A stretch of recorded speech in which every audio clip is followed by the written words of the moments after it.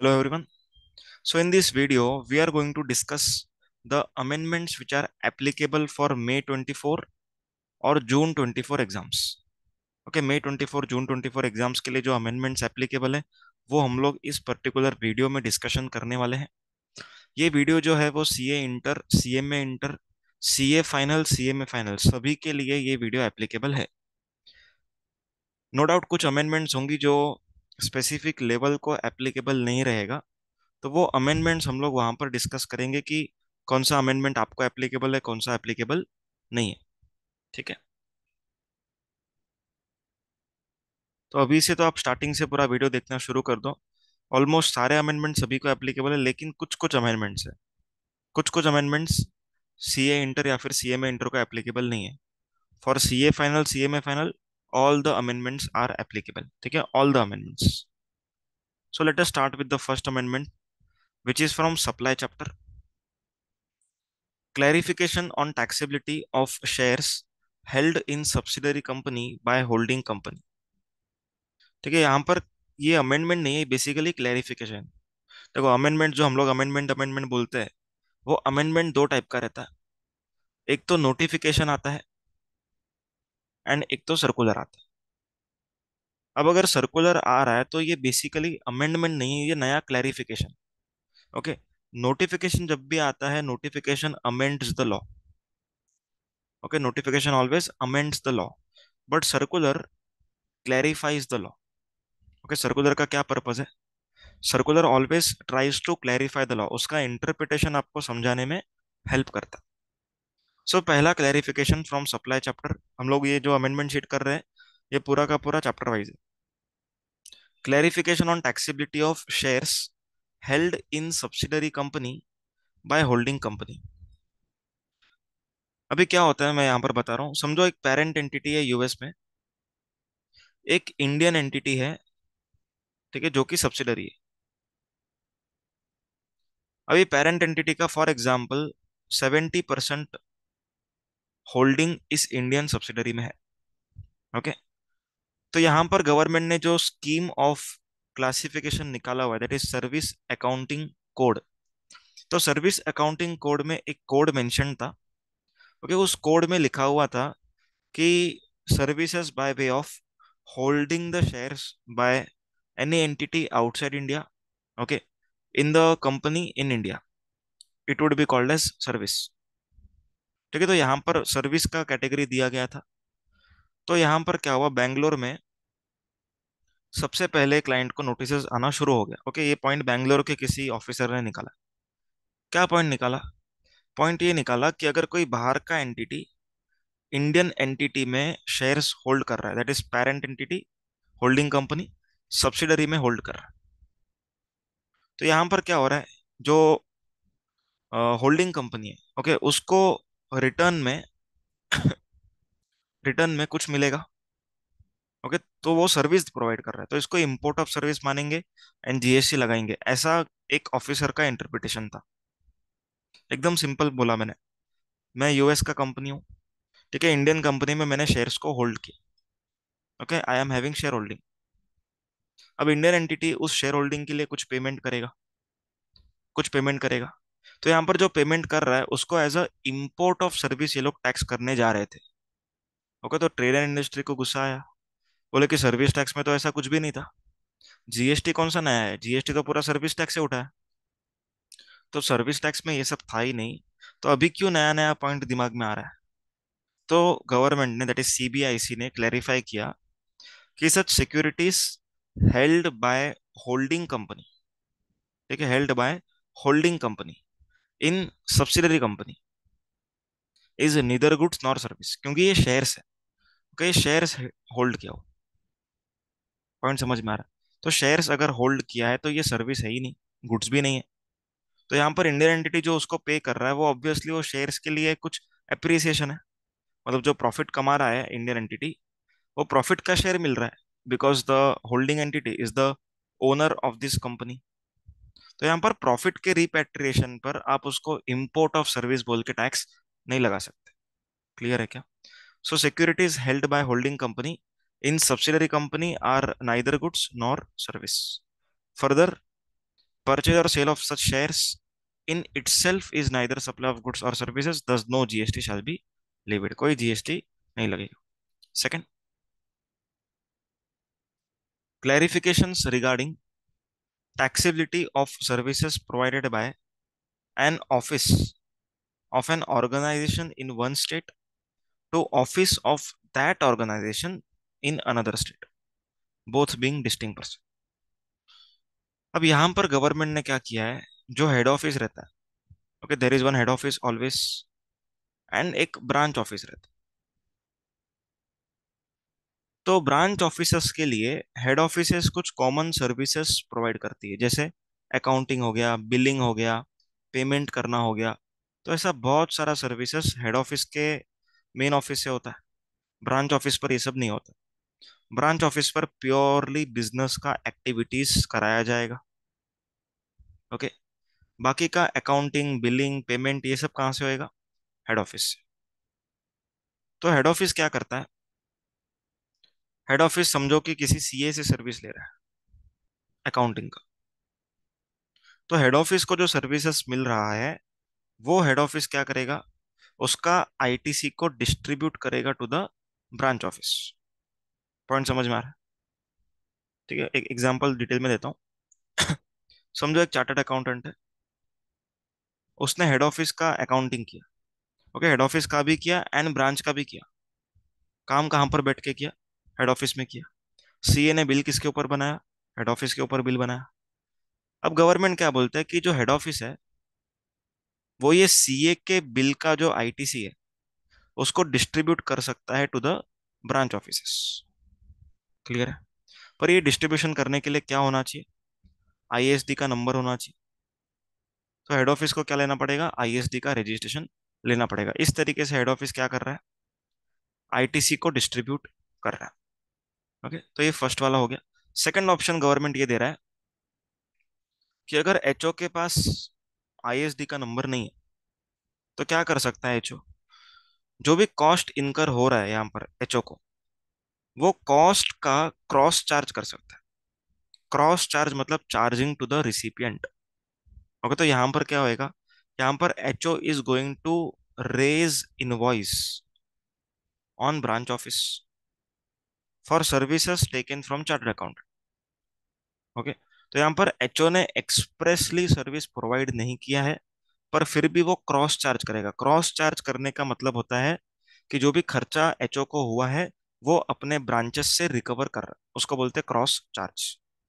सो cross charge मतलब क्या हो रहा है यहाँ पर? Head office is billing to branch office. Both of them are related person. अगर दोनों रिलेटेड है, तो आप लोग को मालूम है, ठीक है, किसको किसको मालूम है? सीए में इंटर, सीए सीए में फाइनल. ओके, सीए इंटर छोड़ के अगर रिलेटेड पार्टी का ट्रांजेक्शन है, तो पहली बात तो ये शेड्यूल 1 के अंदर फॉलो होता है.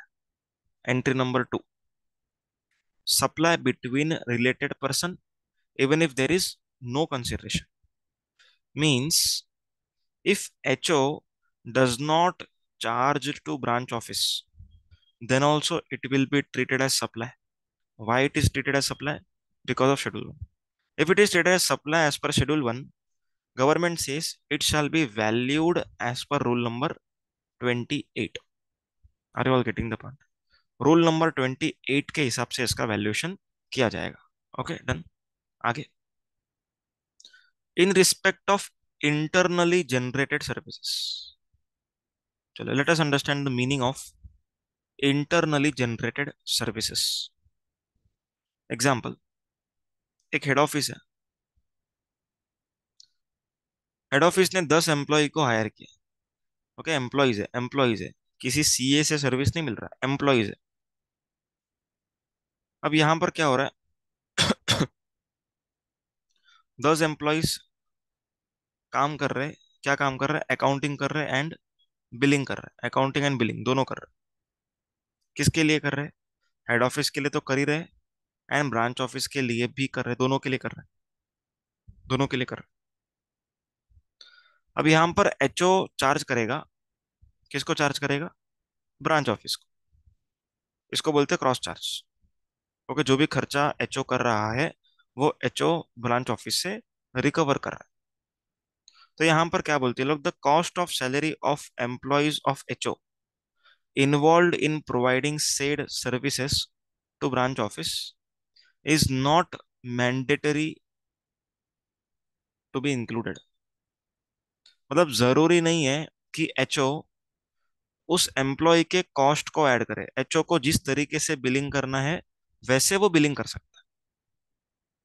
ओके, अभी ध्यान से सुनना, इंपॉर्टेंट पॉइंट है। समझो 10 एम्प्लॉय का सैलरी पूरे महीने का 3 लाख रुपए। ओके, ब्रांच ऑफिस के लिए वो लोग 50% काम करते हैं, तो 1.5 लाख का बिलिंग वैसे करना चाहिए एचओ ने ब्रांच ऑफिस को।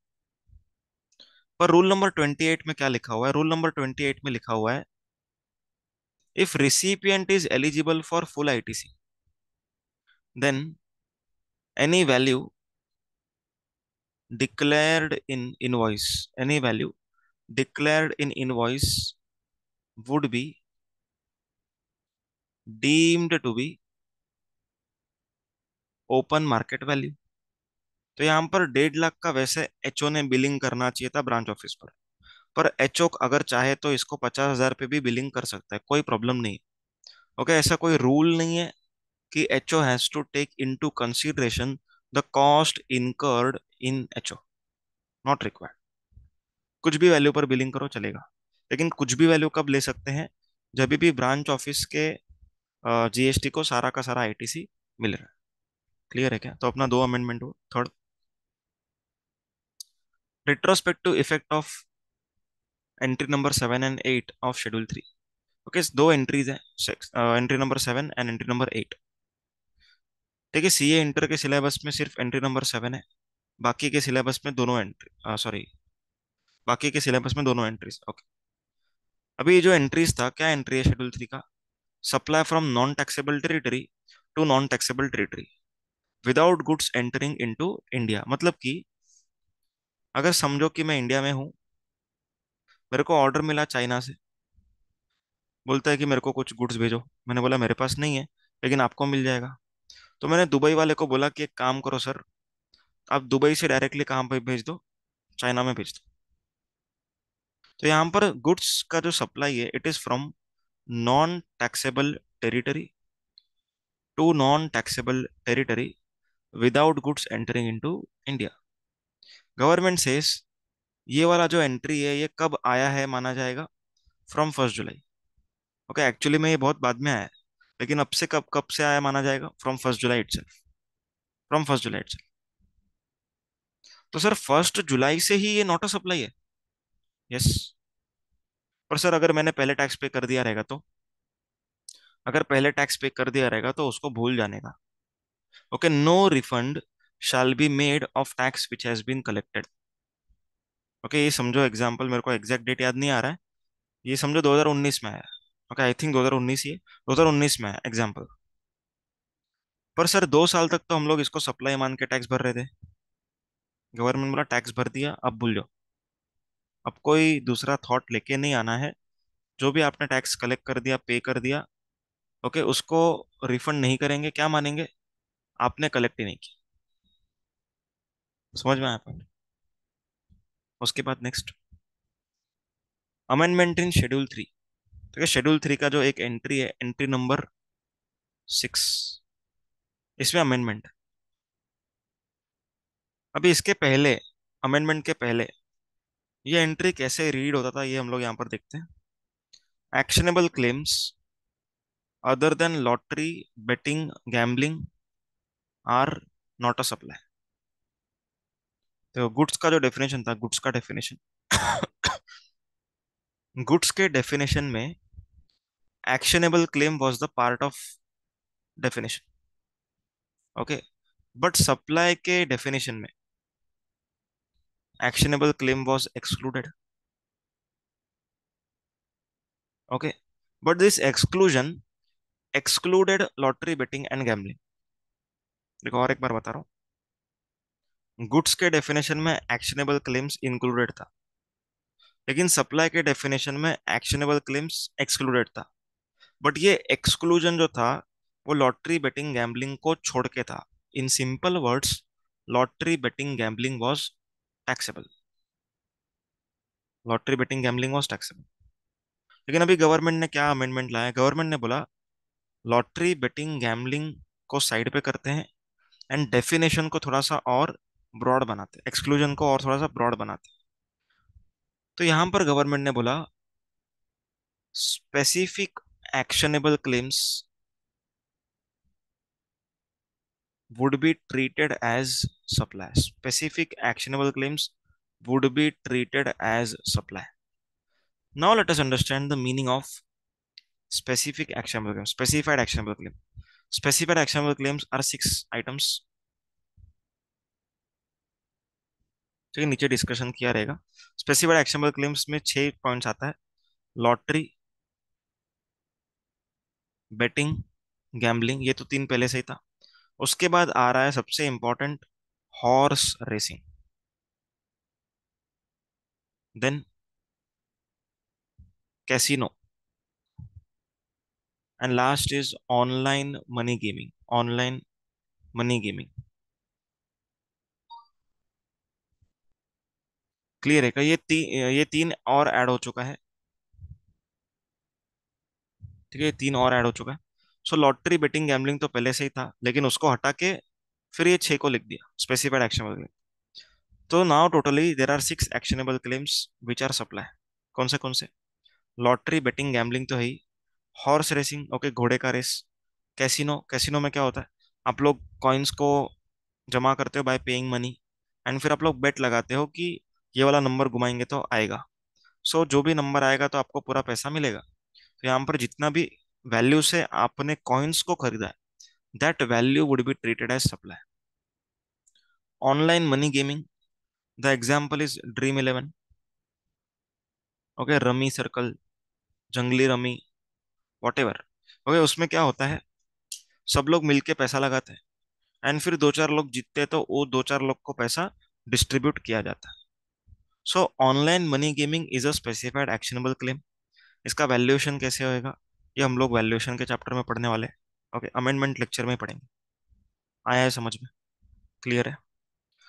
सो अभी जो आपका एंट्री नंबर 6 था, it would be read as actionable claim other than specified actionable claim. And what is the meaning of specified actionable claim? It is lottery, betting, gambling, horse racing, casino and online money gaming. Clear? आगे, supply of food and beverages at cinema hall are taxable as restaurant service. अभी यहां पर ये clarification क्यों आया है and ये logic क्या है उसका वो समझो। आप लोग पीवीआर सिनेमा में गए। पीवीआर सिनेमा में आप लोग मूवी देखने को गए हो, तो ये आपका मूवी का स्क्रीन है।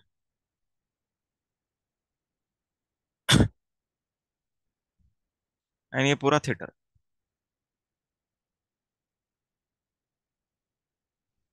ठीक है, अभी ये पूरा पीवीआर सिनेमा में आप जैसे ही थिएटर से बाहर निकलोगे ब्रेक में, इंटरमिशन में, यहाँ पर आपको फूड काउंटर दिखता है। ठीक है, यहाँ पर क्या है, फूड काउंटर है, फूड काउंटर। अब लोगों ने गवर्नमेंट को ये पूछा कि सर हम लोग यहाँ पर फूड काउंटर से अगर कुछ खाना खरीदेंगे तो जीएसटी का रेट क्या होएगा? क्या वो एंटरटेनमेंट वाला रेट लगेगा, या फिर रेस्टोरेंट सर्विसेज का जो 5% रेट है वो लगेगा? एंटरटेनमेंट पे 28% है एंड खाली खाने पीने पे 5% है। तो लोगों ने गवर्नमेंट को क्वेश्चन क्या पूछा, सर अगर हम लोग सिनेमा देखने गए हैं और अगर खाना खा रहे हैं तो जीएसटी का रेट क्या रहेगा, 28% या फिर 5%? तो गवर्नमेंट ने सिंपल क्लैरिफिकेशन दिया, अगर आपके टिकट प्राइस में खाना इंक्लूडेड नहीं है, आप खाना अलग से लोगे, तो जब भी अलग से लोगे तो अलग वाला रेट लगेगा। एंड जब भी अगर आप लोग का टिकट के प्राइस में खाना का प्राइस इंक्लूडेड है, खाने का प्राइस, तो यहाँ पर खाने के प्राइस के ऊपर भी 28% जीएसटी लगेगा। That is the rate of GST on cinematographic film. Clear है सबको? बस इतना ही लिखा हुआ है, अभी इसमें इतना सब पढ़ने का जरूरत नहीं है। आगे, charge of GST next chapter पे आ रहे हैं हम लोग अभी अमेंडमेंट के। Clarification on director services. Okay, अभी entry number 6 of RCM notification reads as services supplied by director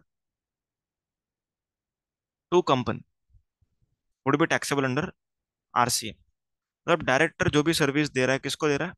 company को। तो यहाँ पर आरसीएम में कंपनी जीएसटी पे करेगा ऐसा लिखा हुआ है। लेकिन यहाँ पर क्लैरिफिकेशन ये आया है कि सारे के सारे सर्विसेज आरसीएम में टैक्सेबल नहीं होंगे। ठीक है, not all the services are taxable under RCM.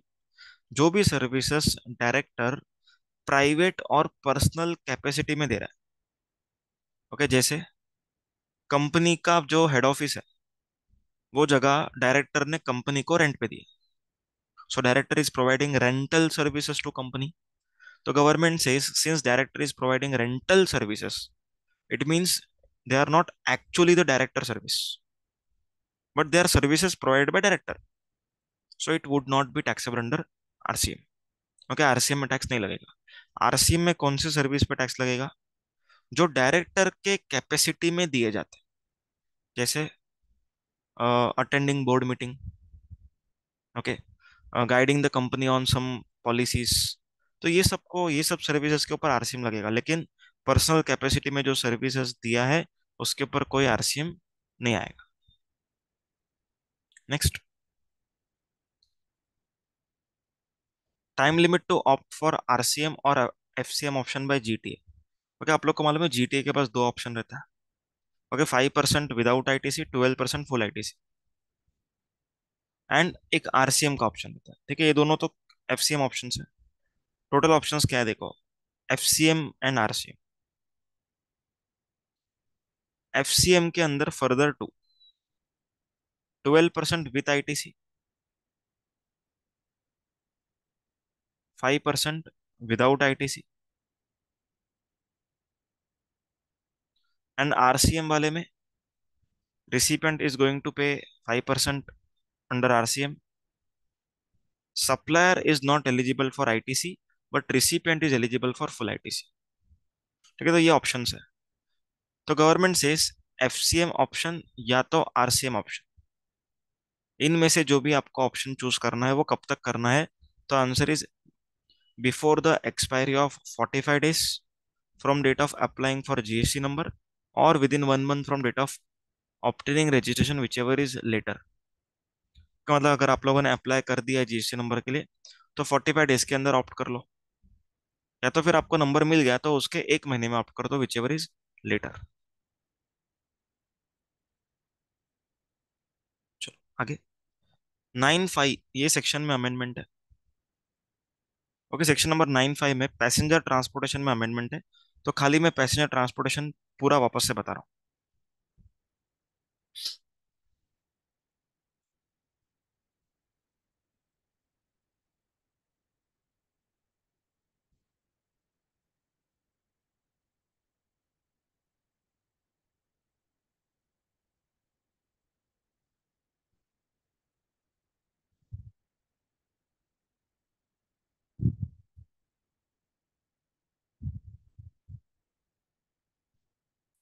अब पैसेंजर ट्रांसपोर्टेशन सर्विस में हम लोगों ने क्या सीखा हो?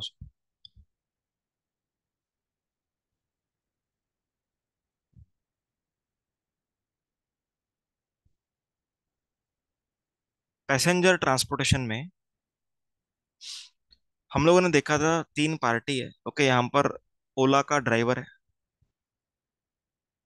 ओके, यहाँ पर ओला कंपनी खुद है, एंड यहाँ पर आप recipient.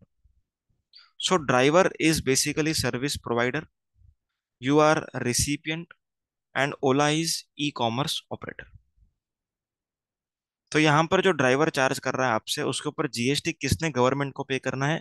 As per section 9(5) Ola is required to pay GST on these passenger transportation service. Okay, ये पैसेंजर ट्रांसपोर्टेशन सर्विस के ऊपर कौन जीएसटी भरेगा बोला गया था? इस पैसेंजर ट्रांसपोर्ट सर्विस पे ई कॉमर्स ऑपरेटर जीएसटी भरेगा, ऐसा बोला हुआ था। ओके, इसके बाद अमेंडमेंट आया। अमेंडमेंट में लिखा, देखो ये बेसिक प्रोविजन था पहले, उसके बाद एक अमेंडमेंट आया। उसमें लिखा कि खाली यहाँ पर तो मोटर कैब, मैक्सी कैब ये सब कवर्ड है, अभी यहां पर लिख देंगे any motor vehicle. Any motor vehicle, any motor vehicle मतलब यहां पर बस वगैरह भी कवर हो गया। ओके, बस हो गया, यॉट हो गया, ये सब कवर हो गया यहाँ पर। ओके, मतलब कभी भी अगर पैसेंजर ट्रांसपोर्टेशन सर्विस ई कॉमर्स ऑपरेटर के थ्रू दिया तो ऑलवेज कौन टैक्स पे करेगा? ई कॉमर्स ऑपरेटर। ऐसा इस अमेंडमेंट लेक्चर के पहले पोजीशन था। अब ये लेक्चर में हम लोग एक नया पोजीशन देख रहे हैं, and it is valid from May 24 exams. Okay, क्या पोजीशन है उसमें? अब गवर्नमेंट ने एनी मोटर व्हीकल के जगह पे लिखा any motor vehicle other than omni बस। ओके, ओमनी बस मतलब बस ही है वो। अदर देन ओमनी बस मतलब रिक्शा कवर हो गया, ओला रिक्शा। ओके, कार कवर हो गया, यॉट रहेगा वो भी कवर हो गया, कोई भी motor vehicle, every motor vehicle is covered but except omni bus, bus को छोड़ के। तो बस के लिए क्या होएगा वो गवर्नमेंट ने स्पेसिफाई किया आगे। ओके, बस के लिए क्या होएगा? अभी एक एग्जांपल लेते हैं। कभी रेड बस सुना है? Red bus. Okay, red bus एक ई कॉमर्स ऑपरेटर का वेबसाइट है। Okay, red bus is e commerce operator website जिसके थ्रू बस का बुकिंग कर सकते हैं। अभी गवर्नमेंट ने अमेंडमेंट ये लाया है कि अगर रेड बस पे, that is e commerce operator के प्लेटफॉर्म पे, अगर कोई बंदा सप्लायर है एंड वो सप्लायर अगर कंपनी है, company that is body corporate, अगर वो बॉडी कॉर्पोरेट है, ओके, एंड एक यहाँ पर रिसिपिएंट, अगर कोई सप्लायर बॉडी कॉर्पोरेट है तो जीएसटी का लायबिलिटी जो रहेगा वो इस बॉडी कॉर्पोरेट के ऊपर रहेगा। क्लियर है? लेकिन अगर ये कंपनी बॉडी कॉर्पोरेट नहीं है, आपका मतलब सप्लायर बॉडी कॉर्पोरेट नहीं है, अज्यूम करते हैं कि अगर कोई प्रोप्राइटरशिप है, ओके, या तो फिर पार्टनरशिप है, कोई भी रहे।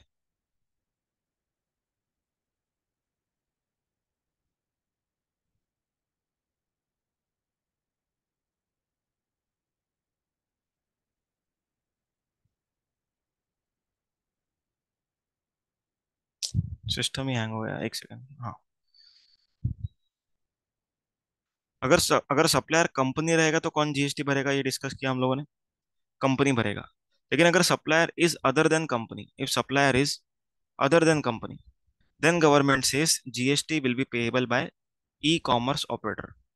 Okay, if supplier is other than company, that is other than body corporate, कौन कौन हो सकता है? दैट इज प्रोप्राइटरशिप फर्म या फिर पार्टनरशिप वाला। ओके, या तो एलएलपी, कोई भी चलेगा। तो अगर ऐसा होता है तो कौन पे करेगा जीएसटी? रेड बस जीएसटी पे करेगा। Okay, if supplier is company, supplier would pay. If supplier is other than company, that is other than body corporate, then Redbus will pay. That is e-commerce operator will be liable to pay GST. तो ये अपना 9(5) का amendment हुआ। चल, उसके बाद charge of GST में अगला amendment, supply of online money gaming. Supply of online money gaming, अभी इसमें क्या अमेंडमेंट है बॉस? अभी आप लोग को मालूम है कि इंपोर्टेशन, ओके, अगर इंपोर्ट हम लोग करते हैं, इंपोर्ट, तो इंपोर्ट करेंगे तो टैक्सेबिलिटी कहाँ से आता है? आईजीएसटी के एक्ट आता है, आईजीएसटी एक्ट। क्लियर है? What is the charging section of IGST act? It is section number 5 of IGST act. Now please answer my question, online money gaming is goods और service? Come on, online money gaming is goods और service? Online money gaming is basically a specified actionable claim, okay, and this actionable claim is goods. So online money gaming is goods. तो अगर कोई person India के बाहर से India में game खिला रहा है, समझो कि ड्रीम 11 यूएस का है फॉर एग्जाम्पल। तो ड्रीम इलेवन ने क्या किया, एक ऐप बना दिया, एंड वो ऐप पे इंडिया ऑस्ट्रेलिया का मैच हो गया, ऑस्ट्रेलिया वेस्ट इंडीज का मैच हो गया, वो मैच में सब लोग को बोल रहा है पार्टिसिपेट करो 49 रुपीज में, एंड आप लोग को मिलेगा से 1 1 करोड़ रुपया, जो भी जीतेगा उसको। तो यहाँ पर क्या हो रहा है, इंडिया में ये गेम खेला जा रहा है, बराबर है, इंडिया के बाहर से। तो यहाँ पर ये तो इम्पोर्ट ऑफ गुड्स है, पर क्या फिजिकली गुड्स आ रहा है क्या? नहीं, फिजिकली गुड्स नहीं आ रहा है। तो फिजिकली गुड्स नहीं आ रहा है, इसीलिए यहाँ पर कस्टम्स एक्ट लागू नहीं होगा। Okay, customs act will not apply. Why customs act will not apply? Because physically goods are not coming into India, लेकिन है तो ये गुड्स ही। तो गवर्नमेंट से जो भी जीएसटी लगेगा on this online money gaming, it would be as पर section number 5 of IGST act. I hope the discussion is clear. Okay, as पर section 5(1), not import of goods. Import of goods के लिए तो custom duty है, लेकिन ये import of goods होते हुए भी कस्टम ड्यूटी नहीं लगेगा, नॉर्मल जीएसटी लगेगा। So it is a special and unique transaction. आया है समझ में? ओके। अभी आरसीएम ऑन गुड्स जो है ये हम लोग बाद में करेंगे, क्योंकि ये तो इंक्लूजन है, नया एप्लीकेबिलिटी आया for CA inter and CA final syllabus. तो ये हम लोग बाद में करेंगे, पहले सारे अमेंडमेंट्स कर लेते हैं। Okay. Exemption on ocean freight and removal from RCM. ठीक है, अभी ये वाला अमेंडमेंट जो है वो सीए इंटर वालों को छोड़ के बाकी लोग को एप्लीकेबल। ओके, सीए में inter, CA final and CA में फाइनल। ये अमेंडमेंट जो मैंने एक पीडीएफ शेयर किया हुआ था बीच में अमेंडमेंट शीट का, उसमें नहीं था, तो उसमें ये इंक्लूड कर लो। एंड जो अपना चार्ट बुक था उसमें ये वाला अमेंडमेंट इनकॉर्पोरेट नहीं हुआ है, वो इनकॉर्पोरेट करना है आपको। इनकॉर्पोरेट करना है मतलब कुछ कॉपी नहीं करना है, उल्टा कट करना है। Amendment is now this provision is no longer applicable. तो यहाँ पर सिर्फ सिंपल आपको ऐसा कट करना है। ओके, आपके बुक में ये लिखा रहेगा, जो 10th एंट्री है उसको सिंपल आपको स्ट्राइक ऑफ करना है, जैसे यहाँ पर किया हुआ है। अब हम लोग क्या देख रहे हैं, इसका इस अमेंडमेंट का पहले लॉजिक वगैरह बताता हूँ। अगर मान के चलो, ठीक है, ये यूएस का बॉर्डर है, दिस इज यूएस, ये इंडिया है। अभी यहाँ पर ये पानी के थ्रू अगर गुड्स आ रहा है, ओके, वेसल के थ्रू आ रहा है फॉर एग्जाम्पल, तो यहाँ पर जो इंडिया में गुड्स इंपोर्ट होने वाला है, ये गुड्स के ऊपर हम लोग जो ड्यूटी पे करेंगे, it would be on C I F value. C I F value मतलब कि cost, insurance and freight value. It is also denoted as assessable value, बरोबर है, ये असेसेबल वैल्यू। अगर मान के चलो 1 lakh rupees is the customs FOB, से 20,000 is the freight amount, and insurance is rupees 5,000. So custom duty would be levied on 1,25,000. Okay, custom duty is levied as per Customs Act, but GST is levied as per GST Act. तो यहां पर question ये arise हुआ कि ये जो freight का amount है, ये फ्रेट का अमाउंट, ये फ्रेट के अमाउंट पे तो आप कस्टम ड्यूटी भरने वाले हो। ओके, आईजीएसटी इसके ऊपर तो आने वाला है। एंड ये जो आईजीएसटी है वो कहाँ से आ रहा है? कस्टम्स टैरिफ एक्ट के सेक्शन नंबर 37 से आ रहा है, 37 ऑफ सीटी। तो इंपोर्टर लोगों ने क्या बोला कि सर देखो, आप 37 ऑफ सीटीए के हिसाब से आप इस फ्रेट के अमाउंट पे ऑलरेडी कस्टम ड्यूटी ले रहे हो, आईजीएसटी, और उसके बाद वापस से आप लोग क्या कर रहे हो, आरसीएम में इसके ऊपर अगेन 5% ले रहे हो। तो हम लोग को डबल नुकसान हो रहा है, मतलब डबल वर्किंग कैपिटल ब्लॉक हो रहा है। नो डाउट आईटीसी मिल जाएगा, लेकिन वर्किंग कैपिटल डबल ब्लॉक हो रहा है। क्यों ब्लॉक हो रहा है? कस्टम ड्यूटी हम लोग पे कर रहे हैं, उसके बाद वापस से हम लोग आरसीएम में पे कर रहे हैं। सो एक ही ट्रांजेक्शन को दो बार टैक्स लग रहा है। तो यहाँ पर मोहित मिनरल्स करके एक पार्टी था, ओके, उसने रिट पिटिशन फाइल किया। तो मोहित मिनरल्स के केस में डिपार्टमेंट ने कुछ डिसाइड किया, वो अमेंडमेंट यहाँ पर अपने को अभी देखने मिल रहा है। अमेंडमेंट क्या है? अमेंडमेंट सेस ये फ्रेट जीएसटी से एग्जेम्प्ट है। अब से जीएसटी से ये फ्रेट क्या हो जाएगा?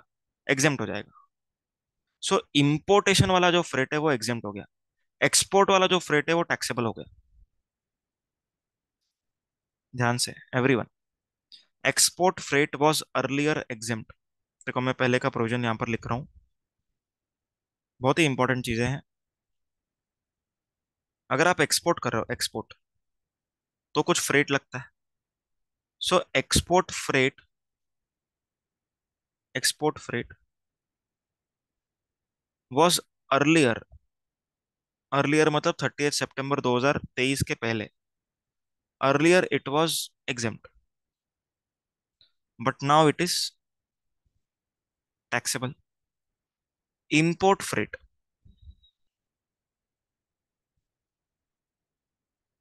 Earlier it was taxable but now it is exempt. आ रहा है क्या समझ में? एक्सपोर्ट फ्रेट पहले एग्जेम्प्ट था, अब टैक्सेबल है। क्यों टैक्सेबल है इसका लॉजिक मैं बाद में बताऊंगा। ओके, एग्जेम्पशन चैप्टर करने में हम लोग जब पहुंचेंगे तब बताऊंगा logic later. Okay, import freight का लॉजिक ऑलरेडी डिस्कस्ड। क्या लॉजिक है, डिस्कस कर लिया मैंने। हम लोग ऑलरेडी अगर फ्रेट के ऊपर कस्टम ड्यूटी पे कर रहे हैं तो उसके ऊपर वापस से जीएसटी क्यों पे करें? ओके, ये कस्टम भी आईजीएसटी है, लेकिन भले कस्टम एक्ट के थ्रू है पर आईजीएसटी तो है। तो यहाँ पर अमेंडमेंट ये आया कि ये फ्रेट के ऊपर जीएसटी क्या रहेगा आपसे? एग्जेम्प्ट रहेगा। अगर एग्जेम्प्ट रहेगा तो उस केस में कोई चार्ज क्रिएट नहीं होगा। चार्ज क्रिएट नहीं होगा इसका मीनिंग ये हुआ कि अगर नॉन रेसिडेंट शिपिंग एजेंसी, कौन है? नॉन रेसिडेंट शिपिंग एजेंसी, उसने इंपोर्टर को सर्विस दी, तो पहले तो since the service was taxable, the tax was to be paid by importer under RC. But since the service itself have become exempt, this entry is removed. Okay, this entry is removed. I hope the discussion is clear. Okay, तो ये वाला transaction हो गया अपना। Next, अभी अपना 2 chapter का amendment हो गया। अभी हम लोग कर रहे हैं कंपोजिशन स्कीम का अमेंडमेंट।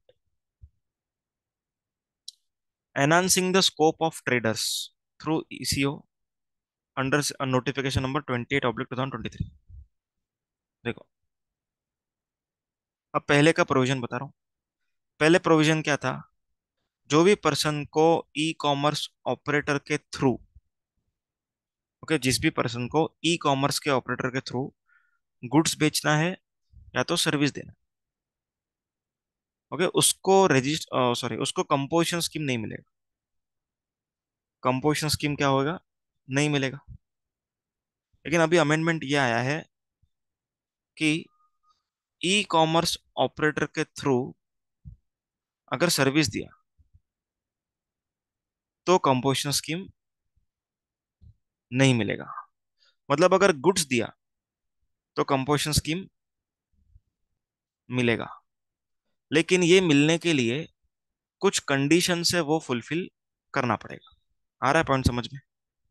मतलब इन सिंपल वर्ड्स अमेंडमेंट इज, यहां पर से गुड्स को निकाल दिया। गुड्स को निकाल देना मतलब इन एलिजिबल क्राइटेरिया से निकाला है, मतलब now goods supplier through ECO can opt for composition scheme. ठीक है, लेकिन on satisfaction of certain conditions. What are those conditions? सबसे पहला, e commerce operator shall allow supply of goods through it by the said person only if enrollment number has been allotted. What is the meaning of enrollment number? Enrolment number मतलब, ठीक है, GST portal है, GST portal पे जाना है उस supplier को जो गुड्स बेच रहा है, उस सप्लायर को पोर्टल पर रजिस्टर्ड करना है। Not GST registration, everyone listen, ये कोई जीएसटी रजिस्ट्रेशन की बात नहीं हो रही, ये बात हो रही है एनरोलमेंट नंबर को ऑब्टेन करने की। So if I am having enrollment number, still I am unregistered, but still I have enrollment number. Getting the point? I am unregistered, but I am having what, enrolment number. सो ये enrolment number आपके पास होना चाहिए। Okay, second point, e commerce operator shall not allow any interstate supply. It is but obvious, हम लोगों ने सीखा हुआ है, इंटरस्टेट सप्लायर ऑफ गुड्स और services is ineligible to opt for composition scheme. So how e-commerce operator will allow interstate supply of goods? Not allowed. तो यहाँ पर ये अलाउ नहीं करेगा। Third, the e-commerce operator shall collect TCS. Yes, tax collection तो होना ही चाहिए। TCS आप लोग को मालूम ही है पहले से, कोई तो टीसीएस कलेक्ट करना है एंड डिपॉजिट करना है, तो टीसीएस इज मैंडेटरी। एंड वो टीडीएस उसको रिटर्न्स में दिखाना भी है, वो यहाँ पर अगला point, shall furnish the details of supplies, okay, made by it in GSTR 8। ये रिटर्न्स के चैप्टर में आता है, आपको मालूम है। ई कॉमर्स ऑपरेटर को टीसीएस कलेक्ट करने के बाद जीएसटीआर 8 फाइल कराओ। तो ये चारों अगर हम लोग कंडीशन फुलफिल करेंगे तो क्या हो सकता है, जो पर्सन को गुड्स सेल करना है अमेजोन के through, that is e commerce operator के through, this goods supplier can opt for composition. Clear है पॉइंट, समझ में आ गया। अभी आगे एक यहाँ पर पॉइंट है, लेकिन ये पॉइंट हम लोग अभी डिस्कस नहीं करेंगे, ये पेमेंट ऑफ टैक्स के लिए पेंडिंग रखेंगे, क्योंकि वहां पर ये कनेक्ट होगा। ओके, मल्टीपल ई कॉमर्स ऑपरेटर। आगे, जो भी पर्सन स्पेसिफाइड एक्शनेबल क्लेम बेच रहा है, ओके, दैट इज गुड्स, वो गुड्स के सप्लायर को कंपोजिशन स्कीम नहीं मिलेगा। मतलब lottery, betting, gambling, horse racing, casino and online money gaming, ये गुड्स के सप्लायर है। क्यों गुड्स के सप्लायर है सर? क्योंकि ये लोग एक्शनेबल क्लेम बेच रहे हैं, and actionable claim is goods. Actionable claim is goods. आया समझ? तो यहाँ पर इन पर्सन को कंपोजिशन स्कीम नहीं मिलेगा। Next chapter, exemptions under GST. Exemptions on satellite launch services. अभी पहले क्या हुआ करता था, जो गवर्नमेंट ऑर्गेनाइजेशन है, ओके, जैसे Antrix corporation, ISRO, new space research organisation, इन लोगों ने अगर सैटेलाइट को लॉन्च किया तो उनको एग्जेम्पशन दिया था। लेकिन गवर्नमेंट ने क्या बोला है अभी से, okay, after this entry that is from 27 जुलाई 23, कोई भी एंटिटी, कोई भी एंटिटी अगर सैटेलाइट लॉन्च सर्विसेज प्रोवाइड करेगा, those services would be exempt. Clear है? तो पहला अमेंडमेंट। नेक्स्ट, नया एग्जेम्पशन ऐड हुआ है। Okay, नया एग्जेम्पशन ऐड हुआ है विथ इफेक्ट फ्रॉम 20 अक्टूबर। मतलब कि this entry was not available earlier, its impact is prospective in nature. It's prospective amendment. क्या अमेंडमेंट है? Exemptions on certain services. अभी क्या क्या सर्विसेज अगर हम लोग गवर्नमेंट अथॉरिटी को देंगे तो एग्जेम्प्ट रहेगा? सबसे पहला सर्विस बोलते हैं ये लोग वाटर सप्लाई। अगर हमने पानी सप्लाई किया गवर्नमेंट अथॉरिटी को, एग्जेम्प्ट। हमने पब्लिक हेल्थ सर्विसेज दिया है गवर्नमेंट अथॉरिटी को, एग्जेम्प्ट। हम लोगों ने सैनिटेशन एंड कंजर्वेंसी सर्विस, मतलब बाथरूम वगैरह का हम लोगों ने सर्विस दिया। सॉलिड वेस्ट मैनेजमेंट, ओके, गीला कचरा, सूखा कचरा, तो उसको हम लोगों ने वेस्ट को मैनेज करके दिया। स्लम इम्प्रूवमेंट एंड अपग्रेडेशन, अगर हम लोगों ने स्लम को डेवलप किया, उसको और एनहांस किया, अच्छा करके दिया गवर्नमेंट को, all this services provided to governmental authority are accept.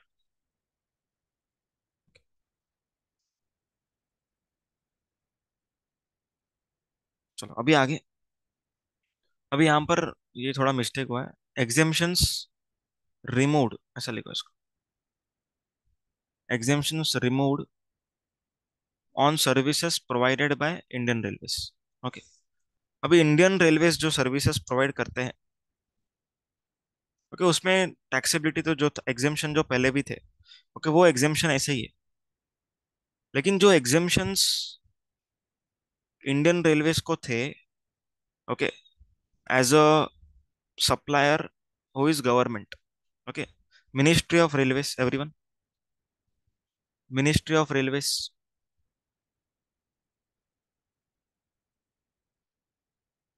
ठीक है, ये गवर्नमेंट ही है।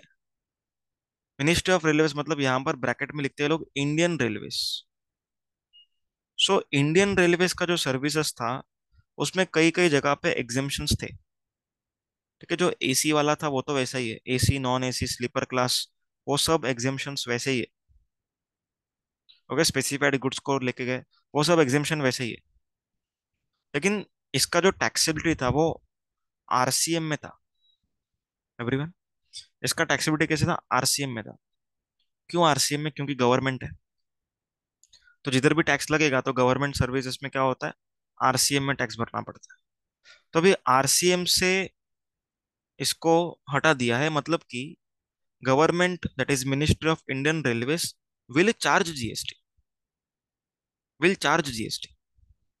अब इसके पीछे मैं लॉजिक बता रहा हूँ, ध्यान से लॉजिक को सुनना, लॉजिक को एकदम ध्यान से सुनना। मान के चलो यहाँ इंडियन रेलवे से,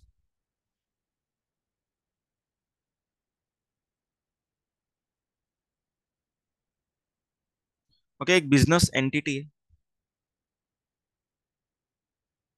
इसको क्या करना है, इसको गुड्स ट्रांसपोर्ट करना है इंडियन रेलवेज के थ्रू। क्या करना है, goods transport. So Indian railways is going to provide services to business entity. Okay, since Indian Railways is part of Ministry of Railways, it is treated as central government. तो जब भी government service provide करता है business entity को, यहाँ पर business entity को RCM में जीएसटी पे करना पड़ता है। क्लियर है। तो अब प्रॉब्लम क्या आ रहा है, सुनो प्रॉब्लम सुनना अभी। जब भी कोई सप्लायर आरसीएम आउटवर्ड सप्लाई देता है, जब भी कोई सप्लायर आरसीएम आउटवर्ड सप्लाई देता है, this is treated as exempt supply. Okay, कहां पर लिखा हुआ है सर ये रूल नंबर 42 में लिखा हुआ है। ओके, ई के कैलकुलेशन, आरसीएम आउटवर्ड। ठीक है, सीए इंटर को छोड़ के बाकी लोग को याद आना चाहिए। एवरीवन, बाकी लोग को याद आ रहा है। जिन लोग को सीए इंटर वाले, उन लोग भी लॉजिक सुन सकते हैं। जो भी पर्सन ऐसा सेल्स करता है जिसका टैक्स रिसिपेंट पे करे, तो वो ट्रांजैक्शन सप्लायर के पॉइंट ऑफ व्यू कहा जाता है एग्जेम्प्ट सप्लाई। ओके, सप्लायर के point of view it would be called as exempt supply. अब यहां पर क्या होएगा, अगर ये एग्जाम सप्लाई कर रहा है तो आईटीसी के चैप्टर में चलेंगे। अब आईटीसी के चैप्टर में सीखा था, जिस भी पर्सन का आउटवर्ड सप्लाई अगर एग्जेम्प्ट है तो उस पर्सन को आईटीसी नहीं मिलेगा। तो इंडियन रेलवेज का आईटीसी क्या हो रहा था, इस वजह से ब्लॉक हो रहा था। आईटीसी ब्लॉक होने की वजह से वो लोग क्या कर रहे थे, वो लोग सेलिंग प्राइजेस बढ़ा रहे थे। क्योंकि आईटीसी ब्लॉक हुआ तो it would form part of the cost. अगर कॉस्ट का पार्ट बनेगा तो सेलिंग प्राइजेस भी बढ़ेगा। तो गवर्नमेंट ने क्या किया, अभी इसको आरसीएम आउटवर्ड से हटा के क्या कर दिया, एफसीएम में कर दिया। ओके, एफसीएम में कर दिया। आया पॉइंट समझ में। अभी एफसीएम में किया कैसे, एफसीएम में करने के लिए देखो, ये टैक्सेबल तो पहले से ही था, लेकिन आगे अभी इन लोगों ने क्या किया, एंट्री नंबर 6 में यहां पर लिख दी। एंड ये जो एंट्री है, पूरा का पूरा एंट्री, ये उठा के कहाँ डाल दिया है, गवर्नमेंट सर्विसेज में। That is services provided by government other than this four is taxable under RCM, means this four are taxable under FCM. So यहाँ पर ऑटोमेटिकली मिनिस्ट्री ऑफ रेलवेज का जो सर्विसेज है, it would be taxable under forward charge, जिस वजह से ministry of railways को ITC का रिवर्सल नहीं करना पड़ेगा।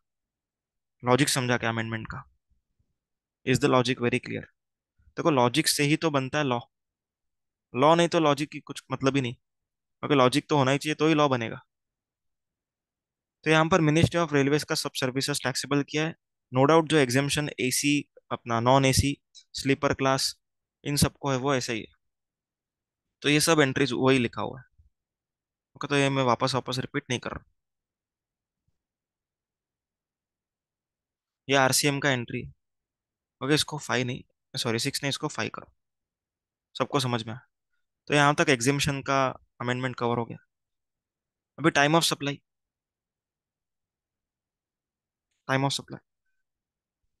अभी जो एक्शनेबल क्लेम्स का सेल कर रहा है, जैसे लॉटरी हो गया, ड्रीम इलेवन हो गया, चलो ड्रीम इलेवन का एग्जांपल लेते हैं।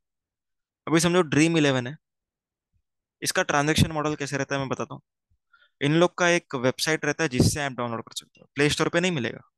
ओके, इन लोग के वेबसाइट से ऐप डाउनलोड होगा। अभी ऐप डाउनलोड होने के बाद you can deposit some money. Okay, आप लोग डिपॉजिट कर सकते हो कुछ पैसा। से आपने 2,000 रुपये डिपॉजिट किया। अभी ये जो 2,000 रुपये आपने डिपॉजिट किया है, ये टोटल अमाउंट है।